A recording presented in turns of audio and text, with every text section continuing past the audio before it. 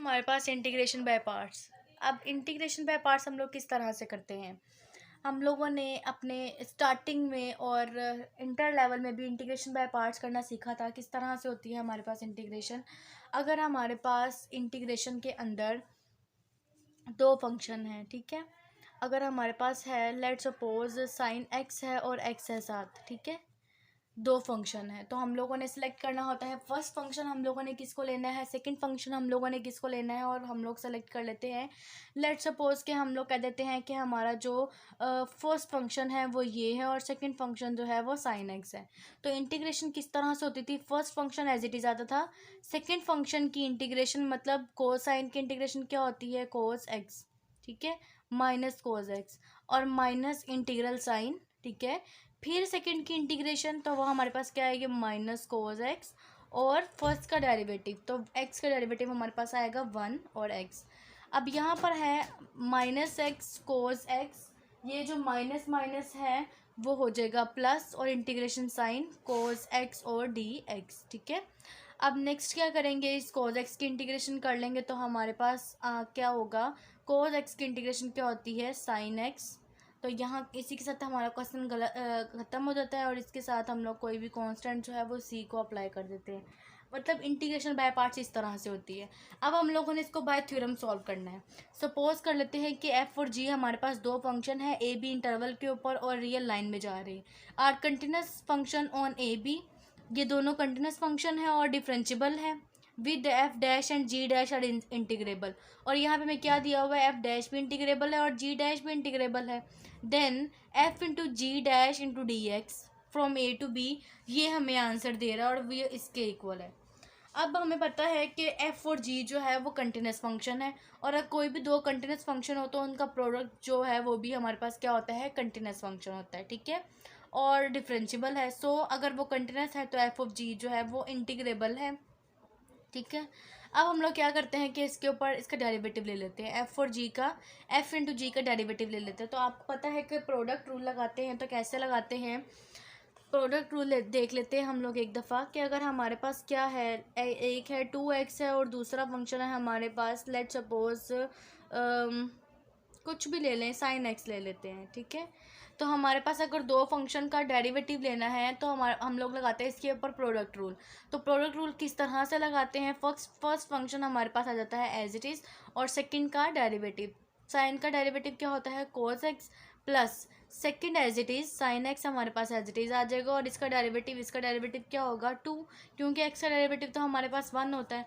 तो इसी तरह अगर एफ और जी का डेरिवेटिव लेते हैं, दो फंक्शन का प्रोडक्ट है एफ और जी, हमारे पास दो अलग अलग फंक्शन है, तो क्या होगा, फर्स्ट एज इट इज़ आ जाएगा, सेकंड का डेरिवेटिव, ठीक है, डैश लगा दिया, plus second as it is और फर्स्ट का डेरिवेटिव। यही चीज़ हम लोगों ने यहाँ पर लिखी है, ठीक है।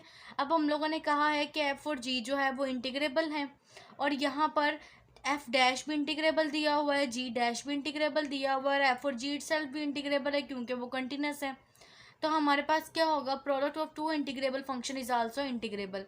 तो हम लोगों ने क्या किया है, सिर्फ लिमिट ले ली है दोनों साइडों पे, ठीक है। ए से बी हम लोगों ने लिमिट ले ली है एफ ऑफ जी डैश और डी एक्स, और यहाँ पे भी हम लोगों ने ले ली है। यहाँ पे जो डेरिवेटिव है वो तो इंटीग्रेशन से कैंसिल हो जाएगा और हमारे पास अपर लिमिट और लोअर लिमिट हम लोग लगा लेंगे। और लेकिन यहाँ पर हमारे पास क्या होगा, ए से B F dash G D X plus A से B F of G dash D X, ठीक है, मतलब ये हमारे पास एज इट इज रहेगा। अब जब यहाँ पे हम लोग अप्लाई करेंगे बी और ए तो हमारे पास क्या है, एफ और जी दो अलग अलग फंक्शन है। जब हम लोगों ने पिछले सवाल में कंपोजिशन पे अप्लाई किया था हमारे पास तब क्या था, हमारे पास इस तरह से था जी ऑफ एक्स, ठीक है। ये चीज़ हमारे पास क्या शो करती है, एफ ऑफ जी, ठीक है। तो हम लोगों ने किस तरह से इसके ऊपर लगाया था, हम लोगों ने किया था F of G of B minus F of G of A, ठीक है। लेकिन अब हमारे पास क्या है, एफ और जी, मतलब क्या है इसका, एफ ऑफ एक्स और जी ऑफ एक्स। अगर हम लोग यहाँ पर ए और बी अप्लाई करते हैं तो हमारे पास क्या होगा, upper limit F of B G of B minus F of A और जी ऑफ ए, इस तरह से अप्लाई होगा हमारे पास। तो हम लोगों ने ये चीज़ अप्लाई कर दी है और इस चीज़ को हम लोगों ने एज इट इज़ रहने दी है। और आप देखिए कि हमारे पास राइट हैंड साइड और लेफ्ट हैंड साइड जो है वो इक्वल आ गई है। यहाँ पर सिर्फ क्या किया है, इस स्टेटमेंट को बनाने के लिए आप लोगों ने क्या करना है कि जो हमारे पास एफ डैश वाली टर्म है, ये वाली टर्म जो है हमारे पास, इस वाली ये वाली टर्म को आपने दूसरी साइड पर ले जाना है, इस साइड पर लेकर जाके माइनस कर देना है, तो आपके पास इस चीज़ का आंसर आ जाएगा। नेक्स्ट अपनी आज का लेक्चर जो है वो हमारे पास यहीं पे ख़त्म करते हैं। इंटीग्रेशन बाय पार्ट्स का थ्योरम किया है, इसको देख लीजिएगा। ये पेपर के लिए थ्योरम इसका इतना इम्पोर्टेंट नहीं है, लेकिन जो इससे सॉल्व होने वाले क्वेश्चंस हैं वो बहुत इंपॉर्टेंट है, ठीक है। तो हम लोगों ने इंटीग्रेशन बाय डेफिनेशन किस तरह से करते हैं तो वो कल सीखेंगे। हम लोग 2 क्वेश्चंस करेंगे। इसका एक क्वेश्चन आपको मैं करवाऊंगी, दूसरा क्वेश्चन आप लोग खुद करेंगे कि हम लोगों को अगर पूछा जाए कि डेफिनेशन बाय डेफिनेशन इंटीग्रेशन हम लोगों ने किस तरह करनी है। अगर इसकी इंटीग्रेशन करनी हो तो बहुत आसान है, 2x² / 2 + 3x और सिर्फ लिमिट अप्लाई कर देंगे। लेकिन बाय डेफिनेशन इसका करने का मेथड बहुत चेंज है। तो आपको एक ही मेथड मैं सिखाऊंगी, कोई भी सवाल आ जाए आपने उसी मेथड से उसको सॉल्व करना है। अलग अलग मेथड्स नहीं होंगे, एक मेथड बताऊंगी। कोई भी ट्रिग्नोमेट्री का क्वेश्चन आ जाए, पोलिनोमियल का आ जाए, कुछ भी क्वेश्चन आ जाए, तो वो जो एक मेथड मैं बताऊंगी उसी मेथड को आप लोगों ने यूज़ करके जो है वो बाकी का सारे सवाल इस तरह से आप लोग सॉल्व करेंगे। होप सो कि आपको आज का लेक्चर जो है वो इन्फॉर्मेटिव लगा होगा। तो मेरे चैनल को सब्सक्राइब करें, लाइक करें, इसको ज़्यादा से ज़्यादा शेयर करें ताकि मेरी हर नए आने वाली वीडियो आप तक बआसानी पहुंच सके। Thank you so much. Allah हाफिज़।